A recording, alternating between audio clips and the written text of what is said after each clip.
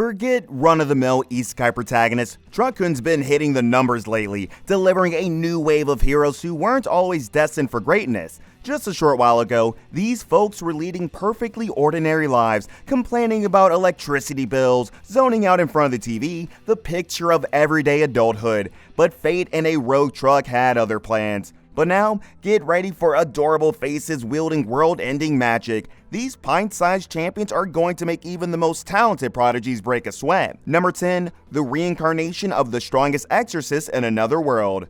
Phase of fire and earth, Oni flame!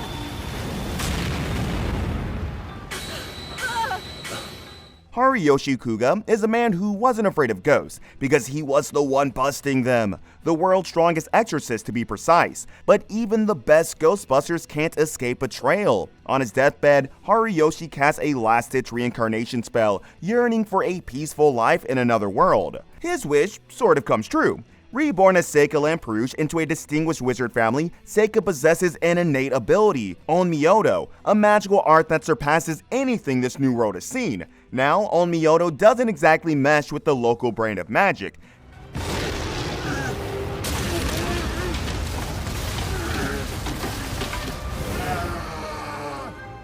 Seika's just trying to live a quiet life, maybe exercise a rogue spirit or two, but his overpowered skills keep attracting attention. From battling demons to attending a prestigious magic academy, Seika's quest for normalcy keeps getting hilariously derailed. Number 9, Dead Mount Death Play.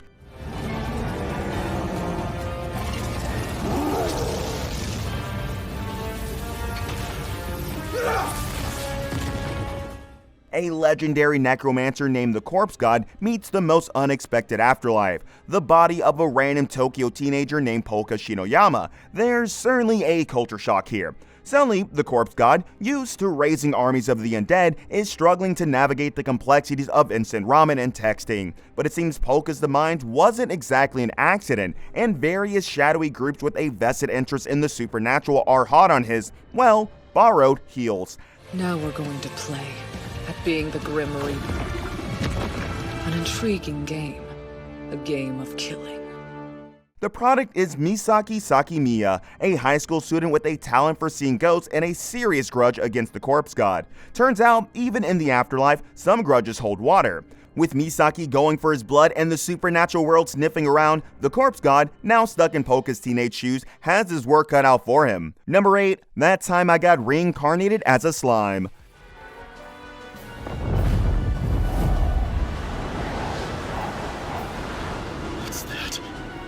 Can't be. Satoru Mikami is a salaryman with a shady computer history. Fast forward to normal, the dude basically gets stabbed to death. Now he's reborn in a new world, but not as a valiant knight or a powerful mage. No, Satoru's new form is decidedly less heroic. He's a slime, and considering slimes live eternities, he's basically a child. Teehee. But don't underestimate this gooey protagonist. Satoru, now known as Rimuru, possesses unique abilities that allow him to devour things and absorb their skills.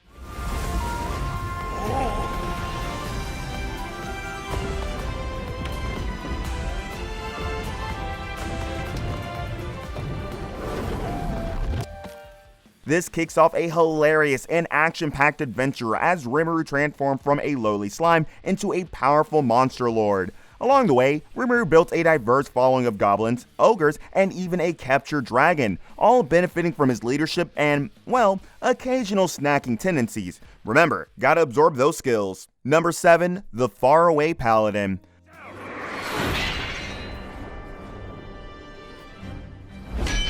We meet Will, a young boy raised in a ruined city by a trio of, well, not exactly your typical caregivers. There's Blood, the stoic skeletal warrior, Mary, the ever-proper mummy priestess, and Gus, the grumpy but lovable ghost wizard. Will has no memory of his past life, but under the loving yet unconventional tutelage of his undead guardians, he flourishes. He learns swordsmanship from a walking skeleton, receives religious teaching from a mummy's slightly unorthodox theology, perhaps, and hones his magic with a spectral guide. It's basically Hogwarts for the afterlife enthusiast crowd.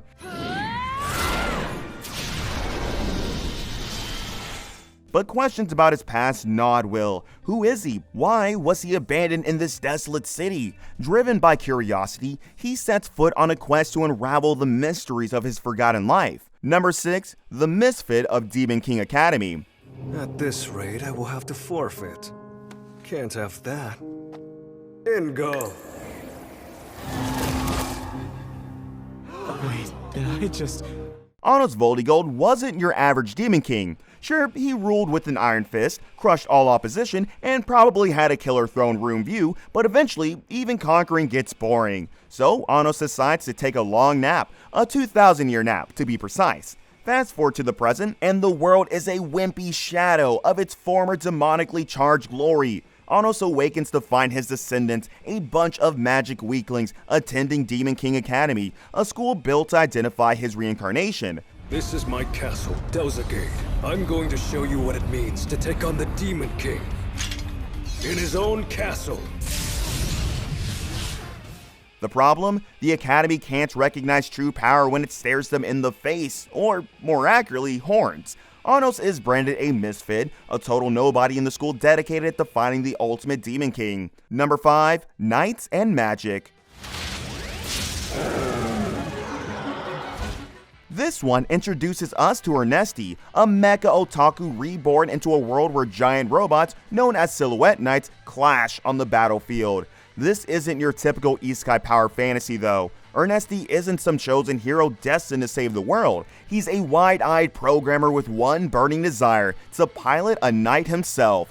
The problem? Ernesti's a scrawny kid in a world that values physical prowess, but Ernesti has a secret weapon, his past life's knowledge of engineering and programming. He throws himself into the world of knight development, applying his modern expertise to revolutionize the clunky war machines. I am full-powered thundering gale!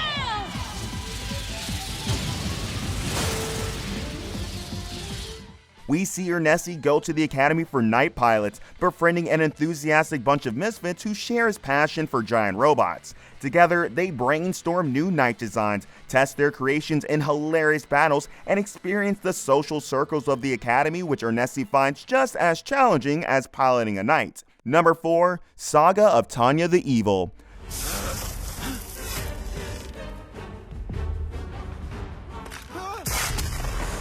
When heroes with flowing locks and unwavering righteousness are a dime a dozen, Saga of Tanya the Evil throws a curveball sharper than a goblin's axe. Tanya Diegershoff is a pint-sized blonde with eyes like ice. Don't be fooled by the adorable facade. Tanya's a ruthless military prodigy with a knack for obliterating enemy lines with earth-shattering magic. Tanya loathes war. In fact, Tanya's true identity is a disgruntled salaryman, reincarnated by a disgruntled god into a world on the brink of magical warfare. Stuck in a child's body, Tanya's sole mission is to climb the military ranks and secure a cushy desk job.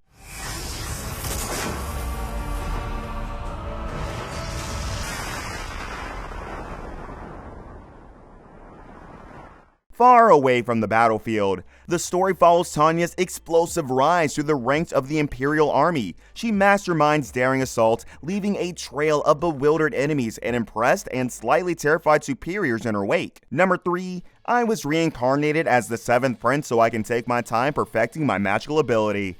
Sorry, Sofa, but I've got a library worth of magic waiting for me!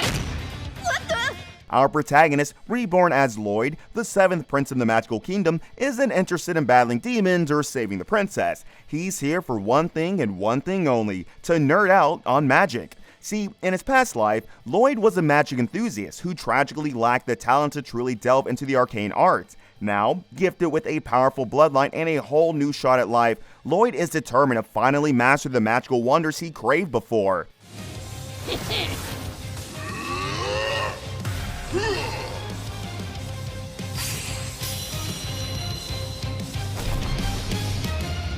Lloyd's the 7th prince, far down the line of succession. With no pressure to become a warrior or a ruler, he has the ultimate luxury: time. The story follows Lloyd's delightful journey as he dives headfirst into the world of magic. Of course, there's always the possibility of some magical mayhem or unexpected adventures, but the true heart of the story lies in Lloyd's unbridled passion for magic and the sheer joy of finally becoming the ultimate spellcaster. Number 2. The world's finest assassin gets reincarnated in another world as an aristocrat. They got me good. Hats off to the man that has literally traded death for diapers. Our protagonist, the once legendary assassin known only as Alan, gets a second chance at life, reincarnated as Luke, a baby boy born into a prestigious family of assassins. Seems like a familiar path, right? Wrong. Luke retains all his past life skills, the poisons, the disguises, the ability to disappear into a room full of assassins, which, ironically, is now his nursery. But the goddess who reincarnated him tasked Luke with assassinating a prophesized hero who will supposedly destroy the world. Aside from awkward family dinners, Luke also wrestles with his conflicting loyalties, his newfound family he genuinely cares for, and the goddess who holds the key to his existence.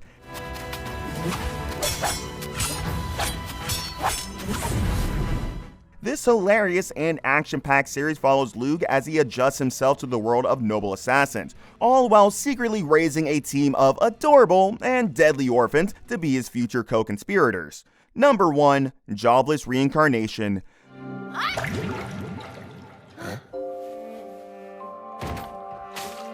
This one is a bit different from your typical isekai. Sure, our protagonist Rudius dies a pathetic shut-in death, but instead of being whisked away as a glorious hero, he wakes up as a drool monster baby in a fantasy world. The cusp? He remembers his whole losery life. So, Rudius is basically a genius toddler with the social skills of a rock. Armed with past life knowledge and a surprising knack for magic, he's now on a hilarious journey of self-improvement. Some magic happens, some incidents happen, and some story happens, and Rudius eventually becomes so OP that it's hard to count him in through normal standard.